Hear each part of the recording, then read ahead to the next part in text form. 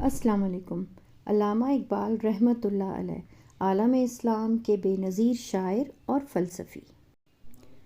علامہ اقبال رحمۃ اللہ علیہ زمانہ حاضر میں عالم اسلام کے سب سے بڑے شاعر اور فلسفی تھے، جنہوں نے فلسفہ خودی کی تشریح کی، اتحاد عالم اسلامی کی دعوت دی اور نسل و رنگ کے خلاف آواز بلند کی۔ علامہ اقبال رحمۃ اللہ علیہ کے بزرگ 2.25 سال بیشتر کشمیری پنڈت تھے۔ ایک بزرگ نے اسلام قبول کیا اور سیالکوٹ میں آباد ہو گئے۔ ان کے والد شیخ نور محمد نہایت پرہیزگار صوفی تھے اور ٹوپیاں سی کر معاش حاصل کرتے تھے۔ اقبال رحمۃ اللہ علیہ 9 نومبر 1877 کو سیالکوٹ میں پیدا ہوئے۔ اسکول کی تعلیم کے بعد FA مشن کالج سیالکوٹ سے اور BA MA government college Lahore سے پاس کیا۔ سیالکوٹ میں ایک بزرگ عالم مولوی سید میر حسن رہتے تھے۔ ان سے اقبال نے فارسی، عربی اور اسلامیات کی تعلیم حاصل کی۔ شعر گوئی کا ملکہ شروع سے تھا اور انجمن حمایت اسلام کے سالانہ جلسوں میں ان کی نظمیں شوق سے سنی جاتی تھیں۔ 1905 میں یورپ گئے، PhD اور بیرسٹری پاس کر کے 3 سال بعد واپس آئے۔ لاہور میں وکالت شروع کر دی۔ 1914 میں انہوں نے اپنا فلسفہ خودی پیش کیا، پھر اسرار خودی اور موز بے خودی 2 مثنویاں لکھیں۔ ان کی شاعری کا شہرہ ہندوستان کے باہر دوسرے ملکوں میں بھی ہو گیا۔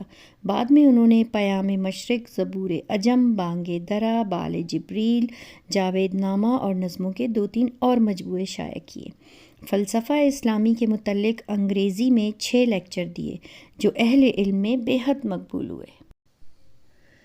1930 میں علامہ اقبال رحمۃ اللہ علیہ آل انڈیا مسلم لیگ کے صدر منتخب ہوئے۔ الہ آباد میں انہوں نے جو خطبہ پڑھا، اس میں تجویز کیا کہ ہندوستان میں مسلمانوں کی ایک آزاد حکومت ہونی چاہیے، جس کے ماتحت مسلم اکثریت کے علاقے آزادانہ زندگی بسر کر سکیں۔ یہ گویا پاکستان کے قیام کا پہلا مطالبہ تھا، جس نے مسلمانوں کے سامنے ایک معین نصب العین رکھ دیا، اور انہوں نے یہ نصب العین قائد اعظم محمد علی جناح کی سیاسی قابلیت سے حاصل کر کے اپنا ایک علیحدہ ملک قائم کر لیا۔ علامہ اقبال رحمۃ اللہ علیہ قوم کے تمام طبقوں میں ہر دل عزیز تھے۔ کالجوں کے پروفیسر، طلباء، صحابی، اہل سیاست اور عوام سب ان کی خدمت میں حاضر ہوتے اور ان کے خیالات سے مستفیض ہوتے۔ خود نہایت درویش طبع اور سادہ مزاج آدمی تھے۔